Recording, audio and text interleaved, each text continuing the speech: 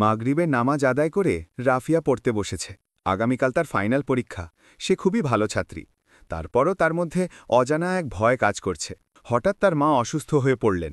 ঘরে কেউ নেই রাফিয়া ছাড়া। পরীক্ষা সামনে। মনে একটু দুশ্চিন্তা হলেও রাফিয়া দৌড়ে এলো মায়ের কাছে। এরপর সে মায়ের মাথায় পানি দিল, ওষুধ দিল, পাশে বসে দোয়া করল।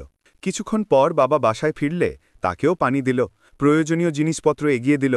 মেয়ের এমন খেদমত দেখে বাবা মা রাফিয়ার জন্য দুহাত তুলে দোয়া করলেন। রাতভর পড়ার সময় কম পেলেও সে শান্ত ছিল। মনে শুধু ছিল মায়ের খেদমত করা আল্লাহরই হুকুম। পরের দিন পরীক্ষায় সবাই যখন টেনশনে, রাফিয়ার মন অদ্ভুত শান্ত।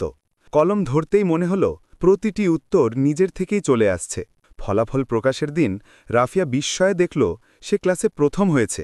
মা তাকে বুকে জড়িয়ে বললেন, বেটা, আল্লাহ খেদমতকে কখনো অমূল্য রাখেন না। রাফিয়া হাসল। আমি তো শুধু মাকে সাহায্য করেছি, আর আল্লাহ আমাকে সাহায্য করেছেন। এভাবেই ছোট্ট রাফিয়া বুঝল যে বাবা মায়ের খেদমত করে, আল্লাহ তাকে দুনিয়া আখিরাতে সফলতা দেন।